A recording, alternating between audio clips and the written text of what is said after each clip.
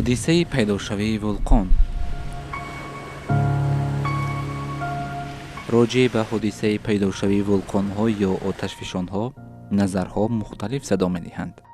خروج ولکان برای هر یک نفر عجیب است و معماانگیز. با معلوماتی به دست آمده امروز در مورد این حادثه جالب و حیرت آور صحبت داریم.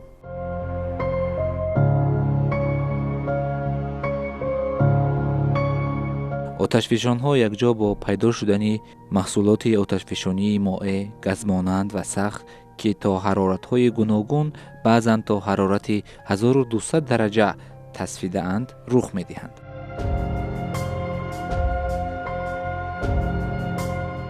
آتشفشانی ولکانی روندی تکرار یابنده بوده، حالت خاموشی آنها بعضاً مدت خیلی زیاد دوام می‌کند که در این مدت ماگما یا خود تفت گویا که میپزد و وقتی که فشار ماگما به گازها از معیار مستحکمی جنس‌های کوهی در بالا خوابیده زیاد میشوند، آتشفشانی آغاز می‌یابد.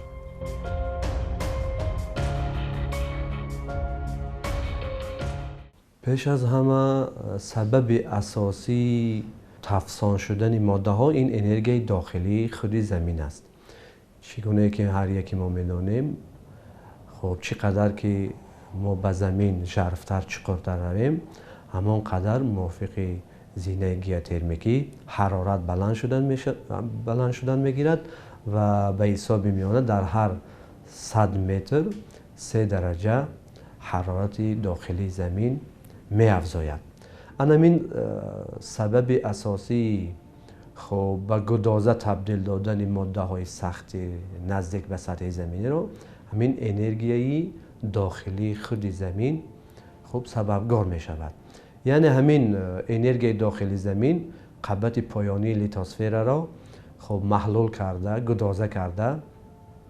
خب این پلیت های لیتوسفری که از بالای این قبض خوابش دارند، البته در این داخل این قبض های پلیت های لیتوسفری هر گونه الیمنت های شیمیایی هست و این الیمنت ها محلول شده، گدازه شده با اون آمیخته می شوند و البته که آمیخته شدن بعضی از الیمنت های هست که به همدیگر خب به ریاکشن به همدیگر مقابلیت نشون میدهند و در این برخورد الیمنت های شیمیایی حرارت بلند می شود و متناسباً فشار نیز بلند می شود.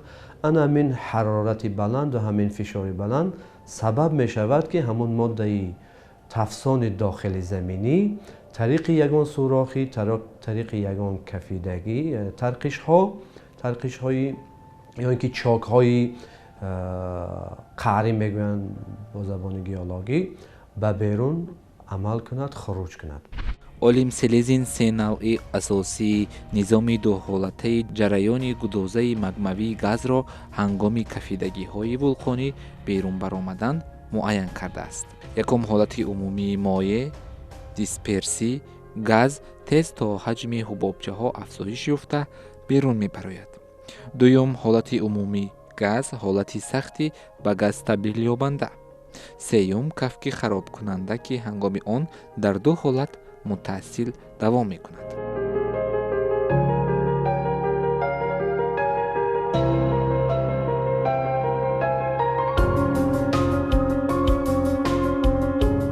همه این نظام های اساسی آتشفشانی ولکان از روی سرعت از کفیدگی ها بیرون برآمدن ماگما، چسبکی ماگما، مقدار جزهای بخار شونده و حلشوی آنها، مقدار حبابچه های گاز در واحد حجم ماگما معین کرده می شود.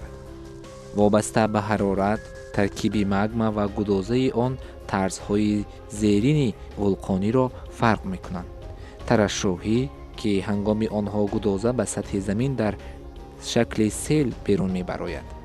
اکسپلوزیوی که هنگام آنها ترکیش با پرتاب پارچه های تصفیده گدازه جنس های نسبتاً قدیمی آتشفشان خاکستر و شکسته پاره های ترکیبشان گوناگون رخ می دهد.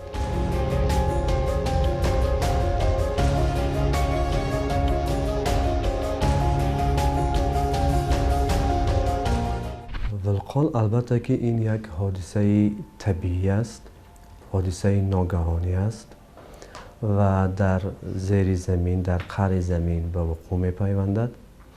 از آن جهت که بسیاری از ولکان ها شکل کانوس را می گیرند، در بعضی موردها ولکان را همچون یک کوه کانوس شکل هم نام میبرند.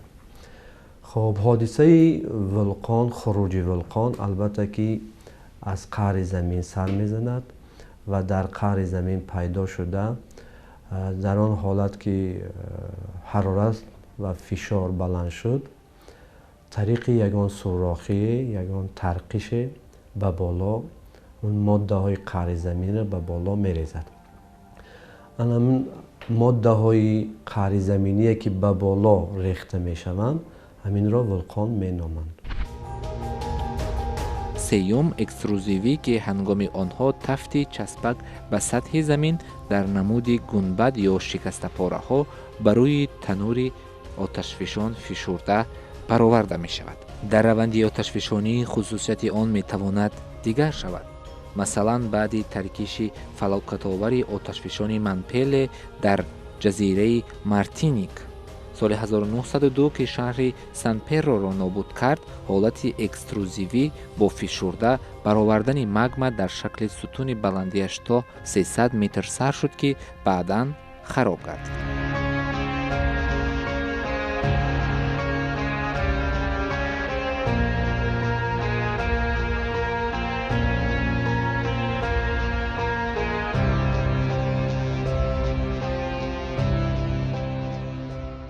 در مرحله رشد ولکان سه دوره را جدا میکنند، سه مرحله را جدا میکنند. مرحله اول این سوب ولکانی نام، یعنی زیر ولکانی، که در مبدا در اون منشایی که ولکان به وجود می آید که تخمین می رود در چقری های از 40 تا 150 کیلومتر این منشا، این مبدا جایگیر است و بعداً روند دوم این روند مخصوص خودی ولکانی که از همون منشایی که ما گفتیم به بالا حرکت میکند و بر روی زمین میبراید و سوم مرحله این مرحله بعد ولکانی است که پس از خاموش شدن ولکان باز گازها، هر گونه گازها از قعر زمین به بالا میبرند. نیروی آتشفشانی ولکان گوناگون می شود، از خیلی سوست تا نهایت سخت. زلزله های ولکانی، تغییر یافتن ترکیب و خاصیت گازهای فومارالی نشانه های پیشکی آتشفشانی اند. وابسته به تناسب مقدار ماده های ولکانی، گاز مانند، مایع و سخت آتشفشانی را به 4 نوع اساسی جدا می کنند: گوایی، استرومبولی، گنبدی و ولکانی.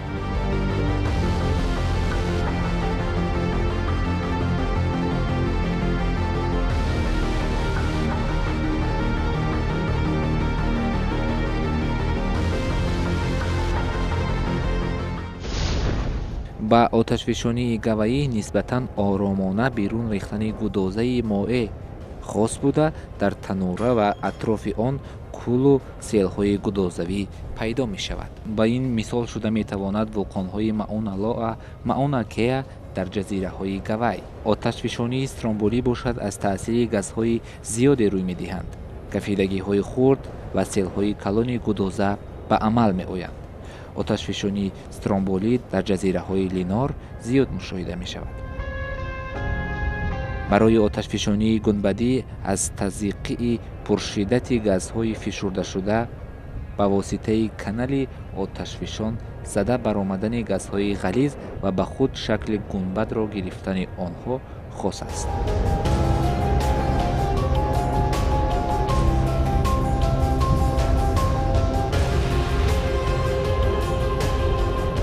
هنگام آتشفشانی ولکانی ماده‌های گازمانند باعث ترکش‌ها و چون فواره بیرون ریختن گازهای بسیاری می‌گردند. مثال این گفته‌ها شده می‌تواند ولکان‌های ولکانو، آواچینسکایا سوپکا و تولباچیک در کامچاتکا. اکثر کوه‌های آتشفشان یعنی ولکانی از جنس‌های ترکیب یافتند که در وقت آتشفشانی بیرون ریختند.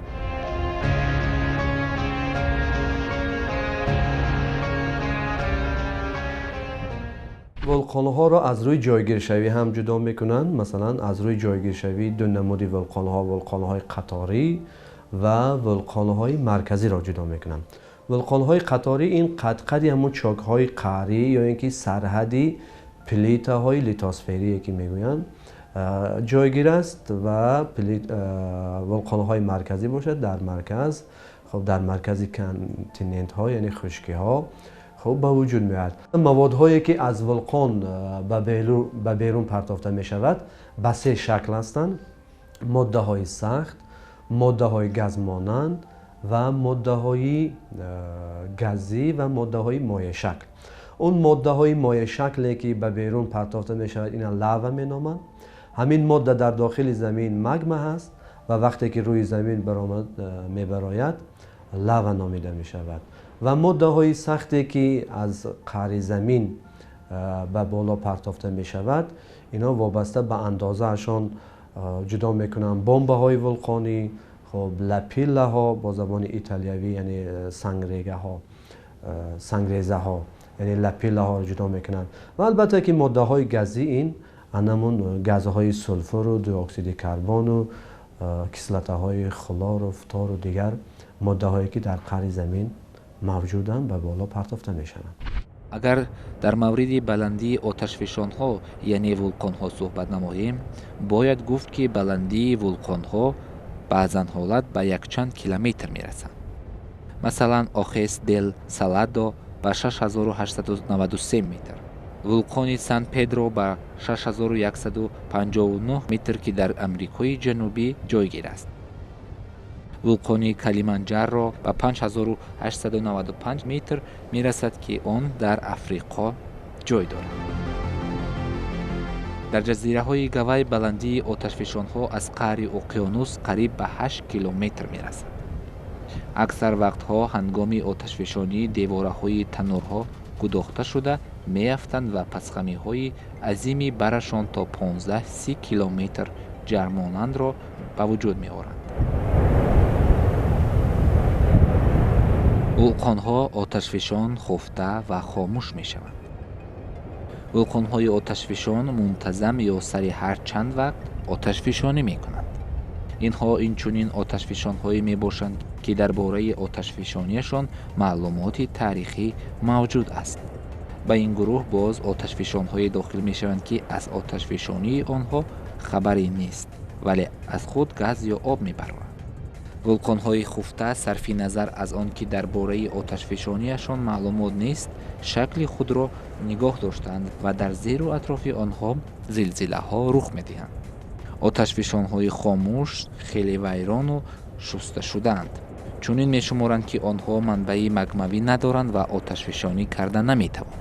ولی مثال های موجودند که آتشفشان های خاموش شده ناگهان آتشفشانی می کنند. ولکان ها البته که از روی عمل دو نمود می شوند: ولکان های خاموش و ولکان های عمل کننده.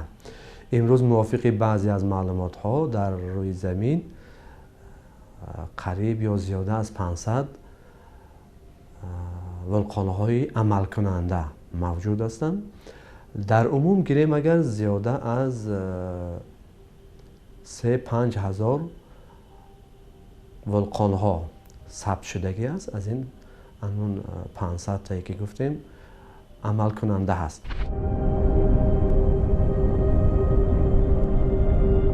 همچنین از روی شکل ولکان ها را بعضاً آتشفشان های کلانی سپر شکل نیز میگویند. آتشفشان های کلانی سپر شکل را گدازه های بازالتی که در نمودی سیل های تونک هم از تنوره و هم از ترکش ها جاری می شوند به وجود آوردند.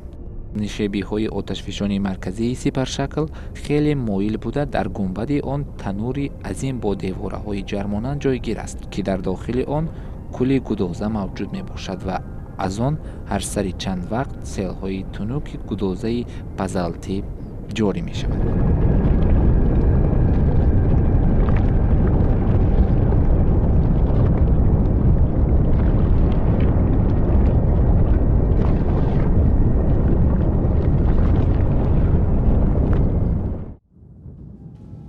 اگر اینجا در مورد منطقه های اساسی ولکان های آتشفشان و یا عموما ولکان ها صحبت نماییم، طوری از ادبیات های موجوده پیدا می شود، منطقه اساسی ولکان های آتشفشان این در امریکای جنوبی، امریکای مرکزی، یاوا، جزیره های ژاپن، کوریل، گاوای، الیوت، آلیاسکا، ایسلندیا، اقیانوس اتلانتیک، اقیانوس آرام جای دارد. از 3/2 حصه آتشفشان ها در جزیره و ساحل های اقیانوس آرام، یعنی در منطقه ولکانی اقیانوس جای گرفته است. از جهت شماره ولکان های آتشفشانی از روی رده‌بندی ناحیه اقیانوس اتلانتیک جای دوم را کسب می کند.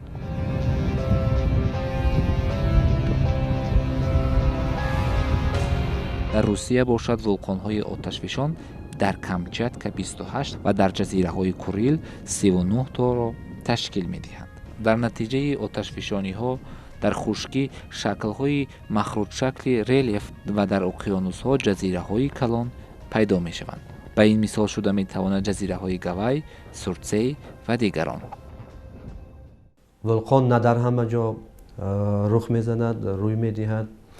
خب موافقی تحقیقات های عالمان که طی چند ساله آخر معلومات ها به دست آورده شدگی است، در کره زمین اساساً 4 حلقه‌ای یا 4 کمربندی یا 4 منطقه‌ای به وجود آمدن ولکان ها را جدا میکنند که از همه منطقه کلانترین این منطقه حلقه اقیانوس آرام است که این حلقه را با زبان دیگر هم حلقه آتشین مینامند که قسمت غربی ماتریک های امریکای شمالی، امریکای جنوبی و تا قسمت جنوبی باشد تا استرالیا میرسد و از این قسمت شرقی روسیه و عموما منطقه ماتریکی اوراسیا را در بر میگیرد که در اینجا از همه زیادتر خروج ولکان ها به مشاهده میرسد و موافق بعضی معلومات ها از 340 تا 380 ولکان در اینجا خروج میکند، عمل میکند. و منطقه دوم این منطقه بحر میانه زمین است. خب و سوم منطقه این منطقه قسمت اقیانوس اتلانتیک و چهارم منطقه افریقای شرقی می باشد. در همین منطقه هایی که ما نام بر کردیم از همه زیادتر قریب زیاده از 90% ولکان های عمل کننده به وقوع می پیوندند، خروج می کنند. ولکان ها از خود هنگام آتشفشانی صدای بلند می برآورند. مثلا هنگام آتشفشانی ولکان کراکاتوا در اندونزی سال 1883 بلندترین صدا در تاریخ ثبت گردیده است. صدای این آتشفشان در مسافه بیشتر از 4800 کیلومتر از منبع آن شنیده شده است. در نتیجه آتشفشانی این ولکان 36,000 نفر به هلاکت رسیده، 165 دهه نابود و 132 دهه خراب گردیده است.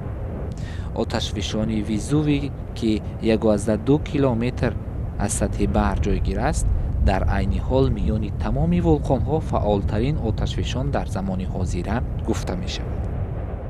طور بالا اشاره کردیم ولکان ها وابسته به پیدایش مورفولوژی نمادهای گوناگونی ترکیش دارند.